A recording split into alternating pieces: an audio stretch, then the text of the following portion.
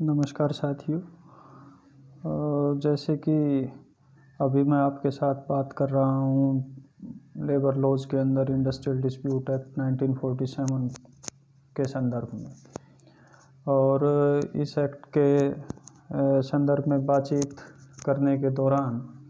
जैसा कि अभी तक हमने इसके हिस्टोरिकल पर्सपेक्टिव को देखा और फिर डेफिनेशंस क्लॉज के अंदर आके हमने सेक्शन 2J इंडस्ट्री की परिभाषा को भी हमने विस्तार से समझने का प्रयास किया, और फिर इंडस्ट्रियल डिस्प्यूट सेक्शन 2K को भी हमने विस्तार से जानने समझने की कोशिश की। और इसी परिचर्चा के दौरान इस एक्ट के विविध जो आयाम हैं, विविध पहलू हैं, उस पर बातचीत करते हुए और जितने भी जो केस लॉज हैं उनके ऊपर विस्तार से चर्चाएं करते हुए हमने देखा कि भाई कुछ एक जो प्रमुख जो केस लॉज थे उनको भी जानना, चाहे फिर वो बंगलोर वाटर सीवरेज बोर्ड का हो, चाहे हॉस्पिटल मजदूर सभा का हो, चाहे मद्रास जिमखाना क्लब का हो, और फिर उसके बाद Hindu working journalist of Hindu का हो, राजस्थान पत्रिका वर्सेस जगदीश नारायण शर्मा का हो, या फिर इंडियन एक्सप्रेस न्यूज़पेपर वर्सेस उसके कर्मचारियों का केस हो, या फिर बिन्नी लिमिटेड वर्सेस कर्मचारियों का केस हो, न्यूज़पेपर लिमिटेड वर्सेस औद्योगिक न्यायाधिकरण उत्तर प्रदेश इत्यादि केसों को हमने विस्तार से देखा। दिमाकुची टी एस्टेट के कर्मचारियों वर्सेस उसके प्रबंधकगणों को जो केस था उसको भी हमने देखा। तो इन सभी केस लॉज का विस्तार से अध्ययन करते हुए अब मैं आपके साथ बात कर रहा हूँ ले ऑफ को लेके। ये एक बड़ा प्रोविज़न है इस एक्ट के अंदर। जैसा कि मैंने शुरू के वीडियो में आपसे निवेदन किया था कि 1953 में इस एक्ट के अंदर कुछ संशोधन किए गए थे, और ये संशोधनों के परिणाम स्वरूप जो बात निकल के आई थी उसमें ले ऑफ को भी शामिल किया था, और दूसरा जो प्रोविज़न था वो रिट्रेंचमेंट को लेके था, छटनी को लेके था। तो इसमें सेक्शन 25C का एक प्रावधान किया गया है, 25G का एक प्रावधान किया गया है, और इसी प्रावधान के दौरान जो चीज़ें जो आएंगी जिसके अंदर विशेष रूप से कंपनसेशन की जो बात की गई है, उस कंपनसेशन के ऊपर मैं आपसे चर्चा करूंगा कि सेक्शन 25 के जो प्रोविज़न है वो किस तरह के कंपनसेशन की बात करते हैं। तो जो सेक्शन 25 के जो कंपनसेशन है उन पे हम जाएं, उससे पहले मैं बात कर रहा हूं आपसे कि ले ऑफ होता क्या है। देखिए, जो सेक्शन 2K है वो औद्योगिक विवाद की बात करता है, और 2K यानी कि छुट्टी यानी कि ट्रिपल ट आता है उसमें, और इसी तरह 2K छुट्टी में ट आता है। और इसी से याद करने के लिए ये है कि ये भी सेक्शन 2 धारा 2 ट से संबंधित ये प्रावधान है, छुट्टी याद करने का एक तरीका। खैर, जैसा कि आप जानते हैं कि ले ऑफ होता क्या है। सबसे पहली जो बात है वो ये है कि जैसा कि मैंने कहा भी था और हम अक्सर बातचीत करते हैं कि वेलफेयर स्टेट के अंदर नियोजक को ये अधिकार नहीं हो सकता, लोक कल्याणकारी राज्य में नियोजक को ये अधिकार नहीं दिया जा सकता कि वो जब चाहे अपने इच्छा अनुसार श्रमिकों को नियुक्त करे और जब चाहे उनको सेवा मुक्त कर दे।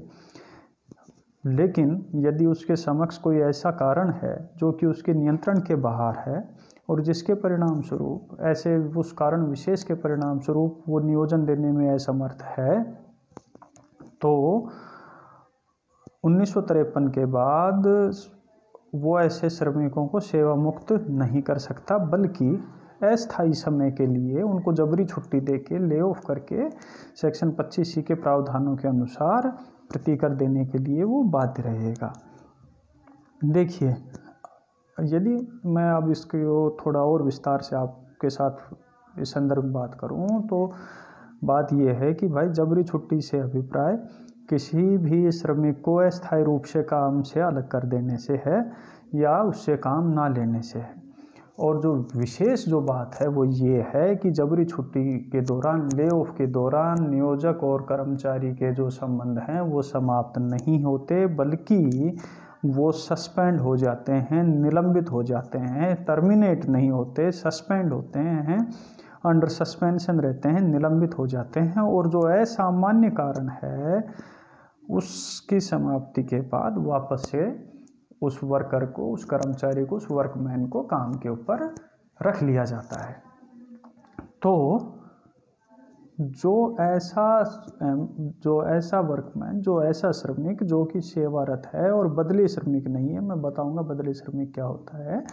और जिसका नाम उपस्थिति पंजिका यानी मास्टर रोल के अंदर दर्ज है और जिसकी छटनी नहीं की गई है, यानी कि रिट्रेंचमेंट का अभी उसके ऊपर प्रोविज़न कोई लागू नहीं किया गया है। तो सबसे पहला कि नियमित कर्मचारी हो, नियमित कर्मकार हो, उसका नाम मास्टर रोल में दर्ज हो और जिसकी छंटनी नहीं की गई है, रिट्रेंचमेंट जिसका नहीं किया गया है, उसके ऊपर ये प्रोविज़न लागू होते हैं, उसकी जबरी छुट्टी कर सकते हैं। और कारण क्या है? कारण ये हो सकते हैं कि किसी भी श्रमिक को कोयले की कमी है, विद्युत की कमी है,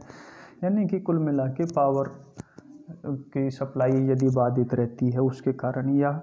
जो रॉ मटेरियल है, कच्चा स्टॉक है, उसके कमी है, या फिनिश्ड जो स्टॉक है, जो तैयार माल है, उसकी अधिकता के कारण, या मशीनरी ब्रेकडाउन हो गई उसके कारण, या कोई प्राकृतिक प्रकोप आ गया भाई, कोई आंधी तूफान, भूकंप, बाढ़, इस तरह की कोई चीज़ें आ गई, या कोई ऐसा इनसे मिलता जुलता कोई कारण है, उसके कारण यदि नियोजक नियोजन देने में असफल रहता है, इनकार करता है, तो फिर जबरी छुट्टी मानी जाएगी। अब एक बात आती है कि क्या किसी आर्थिक कारण को भी आप जबरी छुट्टी देने में सक्षम पाते हैं, यानी कि आर्थिक कारण की वजह से भी क्या जबरी छुट्टी दी जा सकती है? जैसे कि पिछले जो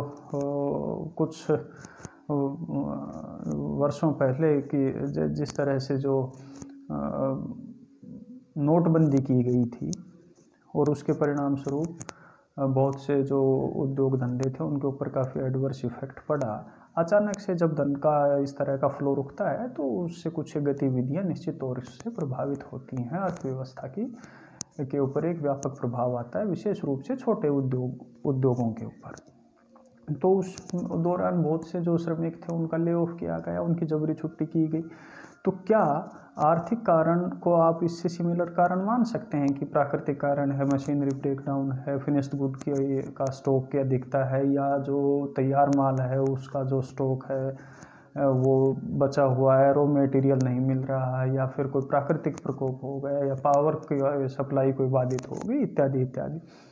तो देखिए, टाटा नगर फाउंड्री वर्सेज कर्मचारियों का एक केस है, टाटा नगर कर्मचारी वर्सेज उसके कर्मकारगण, 1962 सुप्रीम कोर्ट का एक केस है टाटा नगर फाउंड्री के नाम से। इस केस के अंदर पूरी तरह ये बात स्पष्ट कर दी गई थी कि आर्थिक संकट के कारण यदि श्रमिकों की जबरी छुट्टी की जाती है तो वो उस जैसा कारण नहीं है जो कि सेक्शन 2 के यानी धारा 2 टै में वर्णित है, इसलिए उसको जबरी छुट्टी नहीं मानी जा सकती। लेकिन यदि किसी उद्योग की एक इकाई में श्रमिकों ने हड़ताल कर दी और उसी के परिणाम स्वरूप उसी उद्योग की दूसरी इकाई में नियोजक है वो श्रमिकों को काम देने में असमर्थ है, तो ये आधार जबरी छुट्टी की प्रकृति जैसा कि 2 टै में उल्लिखित है उसी के जैसा है। यानी कि आप ये समझ लीजिए कि एक उद्योग की 2 यूनिट है, एक यूनिट में कुछ सामान तैयार होता है, वहाँ पे स्ट्राइक होगी और उसके परिणाम स्वरूप दूसरी जो यूनिट है उसके जो कर्मचारी हैं, उसके जो कर्मकार हैं, उसके जो वर्कमैन हैं, उनकी जबरी छुट्टी उनका ले ऑफ किया जाता है। तो फिर ये कारण 2 के से सिमिलर ही कारण माना जाता है। तो जो बात निकल के आई वो ये आई कि आर्थिक कारण को छोड़ के जो कारण आ रहे हैं मुख्यतः उनको कंसीडर कर लिया जाता है। लेकिन ध्यान रखने की बात यह है कि यदि ले ऑफ के पीछे जो नियोजक है उसकी नीयत खराब है, उसकी बदनीयती है, तो विद्वेषपूर्ण भावना से जबरी छुट्टी करना चाहता है, तो फिर जबरी छुट्टी नहीं मानी जाएगी। तो ये जो कारण है ये मुख्यतः ये प्राकृतिक कारण है, जिसके ऊपर किसी व्यक्ति विशेष का कोई अधिकार, कोई किसी तरह का उनका कंट्रोल उसके उन कंसर्न कारणों के पीछे नहीं रहता, उन कंसर्न कारणों पे उस व्यक्ति का कंट्रोल नहीं रहता। इस तरह के कारणों से यदि ले ऑफ किया जाता है तो फिर सेक्शन 25C के जो प्रावधान हैं उसको उनके ब्याह के ऊपर कंपनसेट किया जाता है। और उसके लिए ज़रूरी, जैसा कि मैंने बताया, ये है कि जो वर्कर है, जो वर्कमैन है, वो नियमित श्रमिक होना चाहिए, बदली कर्मचारी नहीं होना चाहिए। पहला, दूसरा नाम मास्टर रोल में दर्ज हो, और तीसरा ये है कि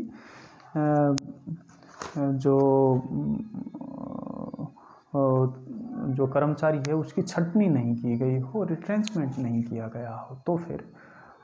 उसका ले ऑफ किया जा सकता है। इसके जो सेक्शन 25C के जो भी प्रोविजंस हैं उनके ऊपर मैं आपसे अभी अगले 2-3 वीडियो के अंदर विस्तार से बात करूँ।